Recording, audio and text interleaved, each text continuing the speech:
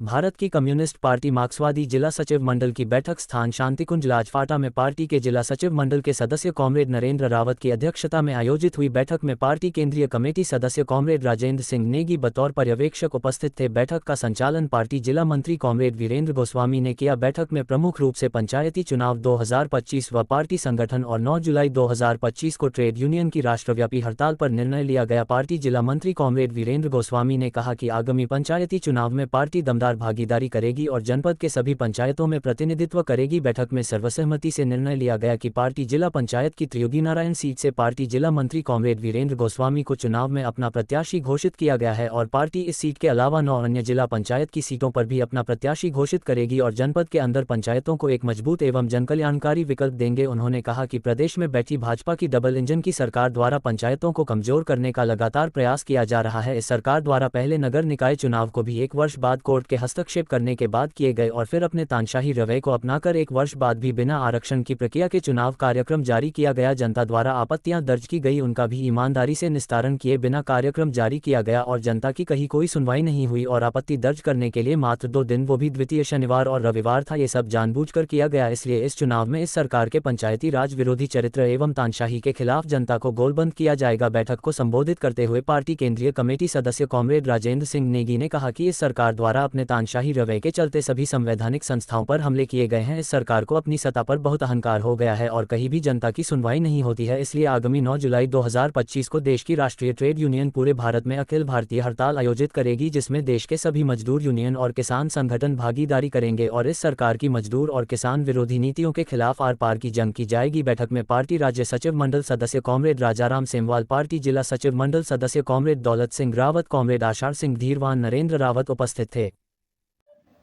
जी, ये आज हमारी पार्टी भारत की कम्युनिस्ट पार्टी मार्क्सवादी की जिला सचिव मंडल की बैठक आयोजित की गई है और उसमें हमारी पार्टी के केंद्रीय कमेटी सदस्य बतौर पर्यवेक्षक उपस्थित थे।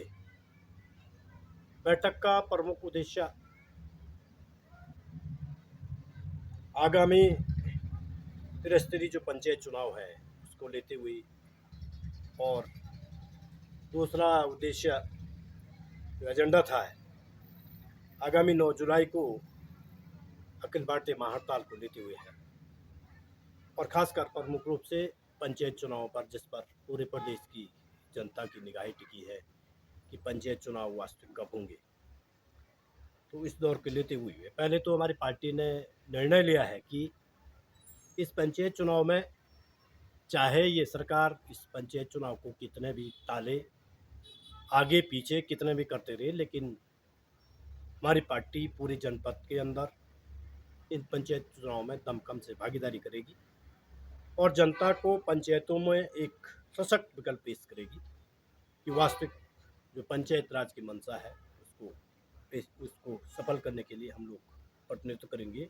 और उसमें हमारी पार्टी ने निर्णय लिया है कि हम इस जनपद की 9-10 जिला पंचायत सीटों पर हम अपनी भागीदारी करेंगे, अपने प्रतिनिधित्व अपना जनता के बीच जाकर अपना प्रतिनिधित्व करेंगे और खासकर उनमें से एक सीट का हमने उसका पार्टी ने जो है उसकी घोषणा कर दी है और वो सीट तमिलनाडु जिला पंचायत क्षेत्र जो है उससे पार्टी ने जो है स्वयं मुझे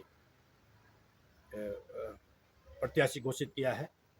पार्टी का निर्णय है कि आप हमारे प्रत्याशी तमिलनाडु जिला पंचायत क्षेत्र से वीरेंद्र गोस्वामी होंगे, इसलिए जो पार्टी का आदेश है उस आदेश के अनुसार हम फिर चुनाव में जाएंगे और जनता से जो है अपनी बात लेकर जाएंगे और ज़रूर जनता को जो ये सरकार बैठी है, चाहे केंद्र में है चाहे राज्य में है, जिन्होंने पंचायतों को और पूरा सिस्टम को जो है कमज़ोर करने का प्रयास किया है, इस चीज़ को लेते हुए जनता के बीच जाएंगे और जनता से जो है ज़रूर प्रतिनिधित्व कराएंगे। दूसरी बात यह है कि अभी क्या होता है कि जिस तरह से इस सरकार ने नगर निकाय के चुनाव को टालने का प्रयास किया है और टाला गया है और जब लगातार टाल करके जब कोर्ट का हस्तक्षेप हुआ, कोर्ट ने हस्तक्षेप किया, तब जाके इन्होंने जो है 1 वर्ष बाद जो है लगातार विरोध के बावजूद, जनता के लगातार विरोध के बावजूद तब जाके इन्होंने चुनाव संपन्न कराए। और इसी तरह अभी ये पंचायत चुनाव जो वर्ष 2024 नवंबर में संपन्न होने थे,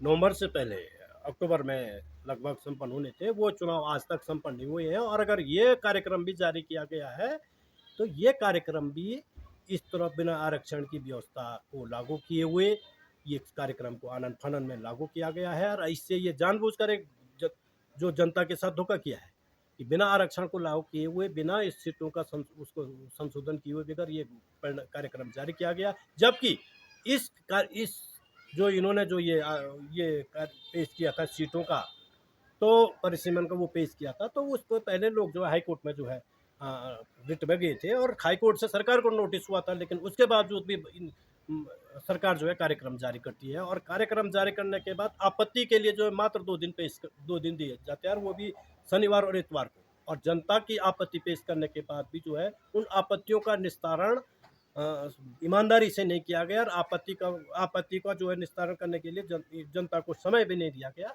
और कोई सही ढंग से निस्तारण नहीं हुआ है। और ये दिखाई देता है कि जो सीट 5 साल से जो है 15 साल से जो है आरक्षित है, वो सीट आज भी जो है आरक्षित है।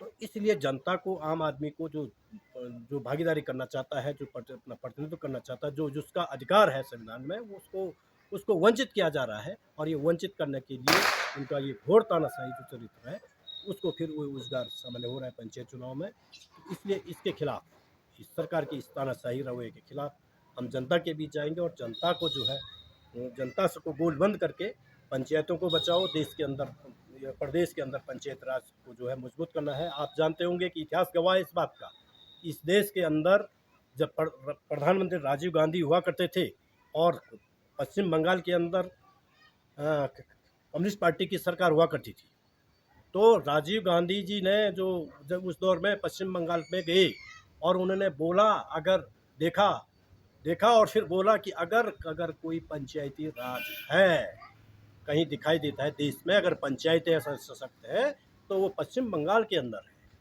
वो केरल के अंदर है। लेकिन आज देखते हैं कि ये जिस तरह से ये केंद्र और राज्य की सरकारें तमाम संवैधानिक संस्थाओं पर हमला कर उनको कमज़ोर कर रही है, और उनको कमज़ोर कर अपने तानाशाही जो है अपना तानाशाही एजेंडा लागू कर रही है। इसी की कड़ी में ये करते हैं। और तो इसलिए जो है हम लोग जनता के बीच जाएंगे। दूसरा, अभी जो है जिस तरह से जो ये ऐसे संवैधानिक संस्थाओं पर हमला कर रहे हैं, उसी के संदर्भ में जो है आप देख रहे हैं पूरे देश के किसान और मजदूर इस सरकार के खिलाफ जो है लामबंद है। आगामी 9 जुलाई को अखिल भारतीय महाहड़ताल है पूरे देश के अंदर, जो देश के 10 केंद्रीय ट्रेड यूनियनों ने आह्वान किया है कि सरकार की घोर मजदूर विरोधी नीतियों के खिलाफ जो है 9 जुलाई को हड़ताल होगी। उस हड़ताल में भी इस बैठक में निर्णय लिया है कि पूरी पार्टी और पूरे जनपद के अंदर या प्रदेश के अंदर के मजदूर किसान एकजुट होकर आगामी 9 जुलाई को हड़ताल करेगी, जाम करेगी। जो भी कार्रवाई होंगी उस कार्रवाई को करेंगे। और उस हड़ताल का मुख्य उद्देश्य ये है कि इन्होंने जो श्रमिकों को, जो उनके आज़ादी के बाद जो है जो कानून उनकी हिफाजत के लिए बने थे, उन 44 श्रम कानूनों को खत्म कर जो है 4 श्रम संहिताएं बनाई हुई है, श्रम कोड जिसको कह रहे हैं, उसको किया गया है। जिस तरह से नरेंद्र मोदी की सरकार द्वारा कोविड के दौरान जो है किसान विरोधी कानून पारित किए गए थे, इसीलिए ये है अभी ये पेंडिंग है, लेकिन इसको लागू करना है। इसलिए इसके खिलाफ जो है पूरे देश के मजदूर किसान एकजुट होकर इसका विरोध करेंगे। ये इस बैठक में, हमारी बैठक में निर्णय हुआ है। और आने वाले दिनों में इस सरकार के इसी तानाशाही रवैये के कारण जो है इस सरकार को जरूर दमखम से पूरे देश की जनता सत्ता से बाहर करेगी, और इस देश के अंदर जो जनवादी ताकतें हैं उनको एकजुट किया जाएगा। पहाड़ लाइव समाचार से शंभू प्रसाद की रिपोर्ट।